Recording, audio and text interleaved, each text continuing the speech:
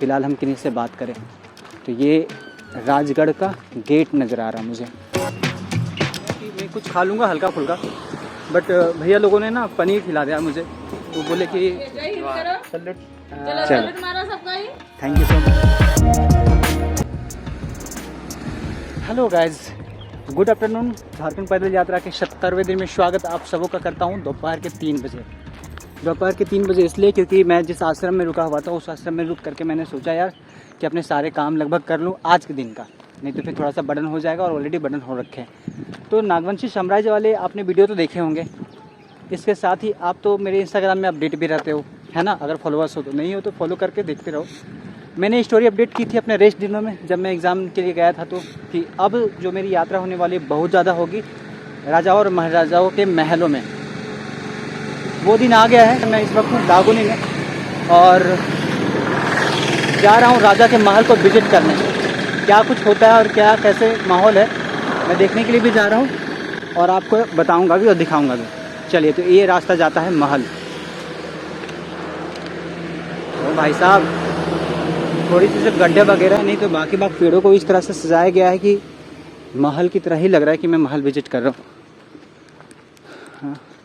स्वागत देवी और सज्जनों आप सबों का सरायकेला के दागोनीगढ़ में। डिटेल जानेंगे, फ़िलहाल हम किन्हीं से बात करें तो ये राजगढ़ का गेट नज़र आ रहा मुझे। बगल में एक मंदिर भी नज़र आ रही है जैसे कि हुआ करता था। बड़ी सी गेट भाई साहब। राज दरबार में बैठने के लिए कुर्सियाँ भी हैं और ये गेट हम घुसने वाले हैं। गजब की गेट है बाबा।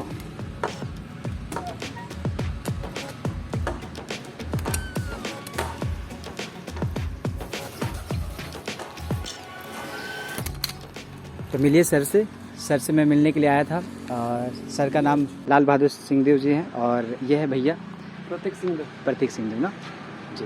थैंक यू सर, आपने मुझे जो भी नॉलेज दी है अपने इस डायनेस्टी के लिए, और जल्द ही मिलते हैं और यात्रा जब कंप्लीट हो जाएगी एक बार फिर आऊँगा आपसे गुफ्तगू करने के लिए। बिल्कुल, thank you so much sir.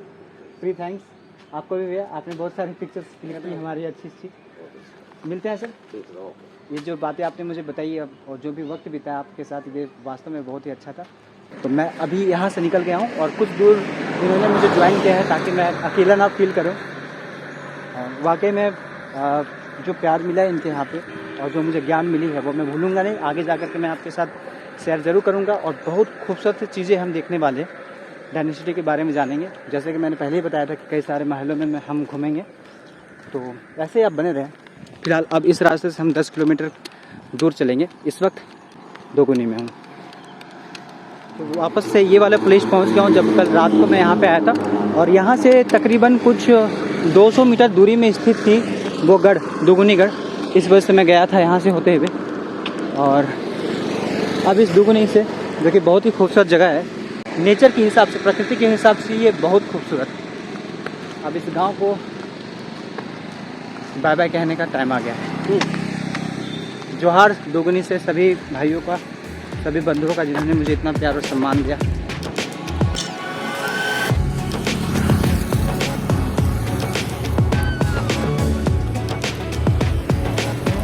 तो गाइस, मैंने आपको पिछले वाले ब्लॉग में बताया था ना कि एक भैया थे, 2 भैया थे, एक राहुल एक ऋषि। उनमें से ये ऋषि है महोदय 2 किलोमीटर तक मेरी पेट्रोलिंग कर करके मुझे बाबा आश्रम पहुंचाए थे। धन्यवाद आपकी सेवा के लिए। अभी आप कहाँ पे रहेंगे? अभी मैं सरायकेला की हूँ। हाँ, डीसी ऑफिस जाना था बट अभी अब वहाँ नहीं जाऊँगा, उसके आगे निकल जाऊँगा। और उसके बाद मतलब कहाँ आपका? फिलहाल तो सरायकेला अभी, उसके बाद फिर वहाँ से खरसामा और वहाँ से अगले डिस्ट्रिक्ट जो है वेस्ट सिंह, वहाँ पे एक जगह पे रुकना हुआ क्योंकि ये भाई को देखा मैंने। ये आए हुए थे आश्रम में मुझे अपने घर ले जाने के लिए, बट अब तो मैं जा नहीं पाऊँगा, इसलिए मैं माफ़ी मांगना चाहता हूँ सर आपसे। और मैं मिलूँगा फिर दोबारा, है ना। और बहुत अच्छा लगा आप आश्रम आए हमसे मिलने के लिए। अब अपने दोस्तों के साथ ऐसे सपोर्ट करते रहिए ना। चलिए भाई, जोहार, मिलते हैं। तो चलिए गाइस, अब बातें करता हूँ मैं दोगुनी के जो गढ़ में मैं गया था उसके बारे में। कुछ डिटेल्स देता हूँ, कुछ बिगनिंग करता हूँ इंट्रो का। राजस्थान से आए हुए कुछ 5 भाइयों का समूह था, चक्रधरपुर सबसे पहले वो लोग आए हुए थे, जिनमें से आदित्य प्रताप सिंह देव जो अभी सरायकेला के तत्कालीन राजा हैं। टाइटल तो अभी नहीं चलता है, कैपिटल अभी नहीं चलता है कॉन्स्टिट्यूशन आने के बाद, बट फिर भी अभी भी उनका कुछ आधिपत्य है वहाँ पे। 5 जगह थे, 5 गढ़। पहला ईचा, दूसरा सरायकेला, तीसरा खारसावा, बक्सई और ये दुगनी, ये 5 जगह थे, जिसमें से मैं आपको दुगनी के बारे में बताऊंगा। 5 गढ़ों में से दुगनी गढ़ जो है ना सबसे स्ट्रॉन्गेस्ट माना जाता था, सबसे ज़्यादा ऑथराइज या आप सबसे ज़्यादा शक्तिशाली आप कह सकते हो, अच्छा वर्ड शक्तिशाली होगा, पावरफुल।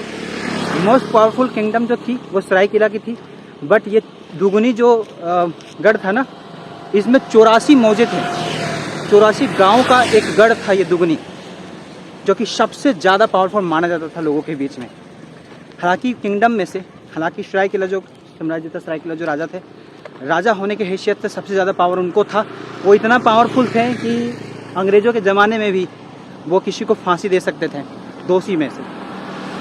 आपने छोटा नागपुर डायनेस्टी के बारे में तो पढ़ा ही होगा, देखा होगा मेरे ब्लॉग्स में, कुछ ऐसे ही पावरफुल थे वो। आकलन के दरमियान एक दृष्टि से मैं आपको बस इतना बता सकता हूँ, मैंने जिनसे मिला लाल बहादुर सिंह देव जी से, उनके 4th ग्रैंडफादर थे दुगनीगढ़ के जमींदार राजा रंजीत सिंह देव जी, और उनके बड़े भाई के बारे में तो फिलहाल मैं अभी नहीं जानता हूँ, जो सरायकेला के राजा थे। पर मैं सरायकेला खरसावां जब जाऊँगा, सरायकेला राज्य में जब जाऊँगा, तो इन सभी चीज़ों के बारे में डिटेल आपके साथ साझा करूँगा। तो भाइयों को बाय कहने का टाइम आ गया, मिलते हैं फिर आप लोगों से, स्टे इन कॉन्टेक्ट। चलो, थैंक यू सो मच। तो फाइनली इनको बाय कह दिया, और ये एक तालाब लग रहा है मुझे, बहुत खूबसूरत लग रहा है, और ये रास्ते एक नंबर भाई साहब। इधर से मैं दिखा सकता हूँ आपको, क्या चमकदार, क्या स्वच्छ नज़र आ रहा है मुझे यहाँ से सब कुछ। मेरे मन में सवाल थी, बहुत सारे सवाल थे, उसकी सीधी आंसर उन्होंने दी। जो ये अभी मिले थे प्रतीक, उनके पिताजी लाल बहादुर सिंह देव जी ने क्लियर तौर पे बताया कि हमारी जो पूर्वज थे, हमारे जो पूर्वज आए थे राजस्थान से आकर के सबसे पहले चक्रधरपुर में आए थे। वहाँ कंजेस्टेड होने की वजह से 5 विभिन्न जगहों में बट गए, और 5 गढ़ों के बारे में मैंने बताया ही अभी, जिसमें से आपको एक जायदा मंदिर का ब्लॉग जो आपने देखा, उसके बारे में मैंने बताया था आपको सरायकेला के राजा, तो सरायकेला के यही राजा थे। बस अब फाइनली निकलूँगा, बहुत जोर से भूख लग गई थी, तो रास्ते में मैंने देखा एक रेस्टोरेंट, तो मैंने सोचा यार कुछ खा लेता हूँ, क्योंकि ये जगह का नाम है स्वाद वाटिका। मैंने नाम नहीं देखा था, बट थाली देखा था ये, कि 50 रुपये में थाली मिलती है। मेरे पास तो पैसे थे 50 रुपये, तो मैंने सोचा चलो खाना ही खा लेता हूँ कुछ। टेस्ट अच्छा था, मैं सोचा ये हिसाब से गया कि मैं कुछ खा लूँगा हल्का फुल्का, बट भैया लोगों ने ना पनीर खिला दिया मुझे। वो बोले कि हैवी, मतलब बहुत ज़्यादा लाइट खाना तो नहीं है, बट आप ये ट्राई कर सकते हैं, क्योंकि शाम हो गया, चावल भी नहीं मिलेगा, तो इसी वजह से मैंने वो खाया। और मैं अपने पैसे काउंट कर रहा था, तब तक वो बोले यार आपको पैसे देने की ज़रूरत नहीं है, आप झारखंड के लिए इतना कुछ कर रहे हैं, वही मेरे लिए बहुत है, हमारे लिए बहुत है। ये तीसरी दफ़ा होगा जब थोड़ा ऑयली सामान मैंने खाया होगा, ऑयली खाना खाया होगा। इससे पहले गम्हरिया में राहुल भैया की जो बहन थी ना, दीदी जो थी, बड़ी दीदी, उन्होंने मुझे खिलाया था चिल्लीज और बहुत कुछ ऐसे अपने रेस्टोरेंट में आइटम्स। चलिए अब थोड़ी शाम होने लगी और जल्दी जल्दी चलने की कोशिश करूँगा मैं, हालांकि पैर में तो चोट लगी हुई है। तो गाइस, खरकई नदी वापस से ये, मतलब आज की 3 किलोमीटर की जर्नी हुई है, अभी भी 6-7 किलोमीटर की जर्नी बाकी है, और हो गई है शाम। और आज डेस्टिनेशन तय है लगभग, सरायकेला मुख्यालय तक जाना है। वैसे ये सरायकेला के खरकई नदी से मुझे याद आया, खरकई नदी के बगल में जो आश्रम था, राम बाबा आश्रम, उसके बारे में एक विशेष बात बताना भूल गया यार मैं। अर्जुन मुंडा जी वहीं से पढ़ लिख करके बड़े हुए, और वो जो ब्रिज से मैं पार हो रहा था वो उन्हीं के द्वारा बनाया गया ब्रिज है। मतलब अर्जुन मुंडा एक ऐसे आश्रम से पढ़ करके निकले, बताइए। फिर भी लोग गुरुकुल और आश्रम को कम समझते हैं। तो अगर आपने वो आश्रम वाली ब्लॉग्स नहीं देखी होगी तो देख लेना, जिसमें मुझे एक ट्रांसजेंडर मासी ने कुछ कॉन्ट्रीब्यूशंस किया था। जोहार और सुप्रभात आप सबको। 70वें दिन के शाम को मैं गौरांगडी तक पहुंचा था, साहेबगंज समाहरणालय, जो कि सरायकेला डिस्ट्रिक्ट कलेक्ट्रेट है वहाँ तक मैं पहुँचा था और वहीं तक मुझे पहुँचना भी था, क्योंकि मुझे डिस्ट्रिक्ट कलेक्ट्रेट विज़िट करना था और समहाउ बहुत देर रात हुई। इसकी वजह से मैं ब्लॉग को मैं सोचा था कि आगे जा कर के बढ़ाऊँ, बट हो नहीं पाया। और यहाँ से आज की जर्नी बहुत ज़्यादा दूर तो है नहीं, सरायकेला मार्केट तक है। अब यहाँ से मैं जाऊँगा डायनेस्टी राजा महाराजा के घर।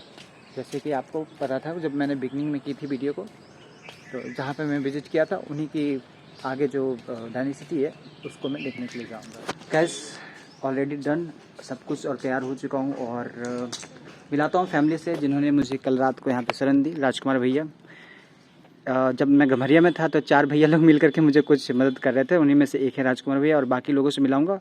और ये भाभी जी, ये छोटा सा बुतरू सज धज के रेडी है, ये सचिन भाई और ये छोटे छोटे नन्हे मुन्ने। चलिए थैंक यू सो मच आप लोगों के जो भी आप लोगों ने मेरे लिए किया। अब मिलते हैं फिर। चलिए गैस अब हम यहाँ से निकलते हैं डे 71 के लिए। टाटा जोहार सबको। चलो थैंक यू सो मच। तो ये है आगे डीसी ऑफिस और मैं इस रास्ते से होते हुए निकल रहा हूँ। और फाइनली अब इस ब्लॉग को एंड करूँ उससे पहले ये कि मुझे यहीं पे आना था, डीसी साहब से मिलना था, बट आज हो गया संडे और कल हो गई थी देर शाम। एक वरिष्ठ पत्रकार थे जिन्होंने मुझे बोला कि वो बिज़ी रहें तो शायद नहीं हो पाएगा, पर शायद वो बिज़ी रहे होंगे कल डीसी साहब, तो कल मिल तो नहीं पाया। अब देखते हैं 2-4 दिन में अगर हो पाए तो फिर मिलेंगे। चलिए तो इस जर्नी को हम प्रारंभ करते हैं 71वें दिन के लिए।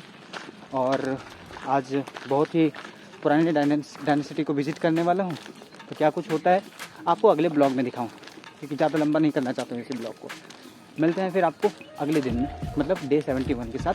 तब तक के लिए खुद का ख्याल रखिएगा, खुश रहिएगा और बिल्कुल कीप फ्लाइंग कीप लर्निंग। जोहार झारखंड।